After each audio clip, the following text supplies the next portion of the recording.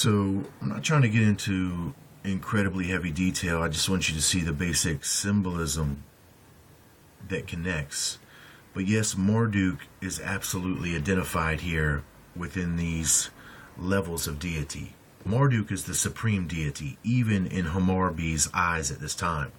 But Hammurabi, by honoring Utu Shemesh, is honoring the patron god, the patron protector god of Babylon, which in Hammurabi's eyes, at least the way that the archaeological viewpoint sees this blatant layering of the symbolism of gods, is that Hammurabi is honoring Marduk further by honoring the protector of Babylon, even the protector of Marduk himself.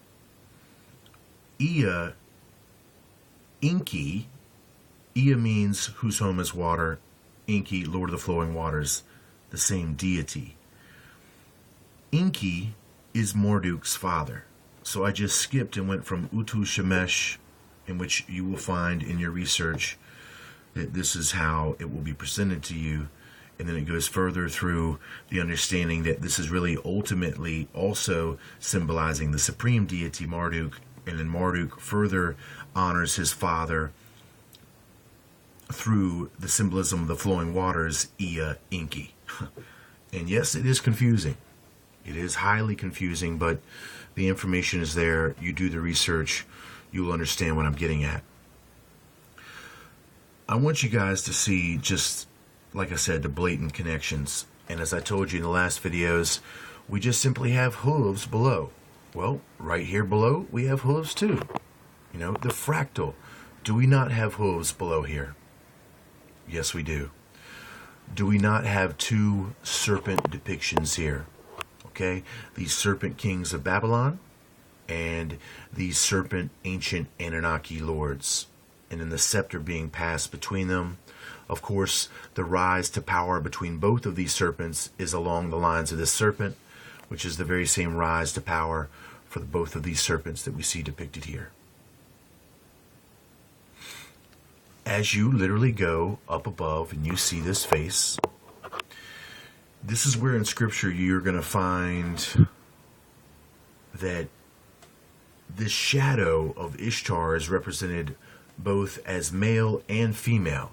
It is recorded in the Bible that Jesus is going to pull them from his shadow, and then Isaiah chapter 34 describes it as her shadow. Well, that's the androgyny, as we see, of this multi-shadowed night being, okay? Because even though Yahweh tries to pass himself off as the light, he really has no light of his own. He can only reflect the light of the unseen sun. So he is hijacking the light, the truth of heaven, which is this knowledge above, and manipulating it, contorting it, and combining it with the material doctrines of below to offer this knowledge to man as the very science or the occult science in which man is tricked into using to bring these beings about. Because this descendancy of these Babylonian kings represents the descendancy of men that are born from the long-term generational descendancy of the daughters of men with the sons of God. This is the very small portion of the elite trickled bloodline that can claim their descendancy from these ancient Anunnaki. But then we have the firstlings of the bullocks, which are the original Nephilim children. These are the later descendancy that basically become as the elite controllers through the lineage of men.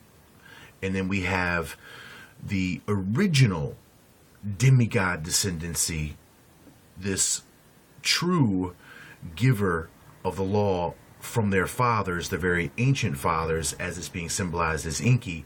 Now we have Marduk, the demigod, as it goes on down to Utu Shemesh, which begins to give this transfer of power to their selected Babylonian human elite kings. I'll be back.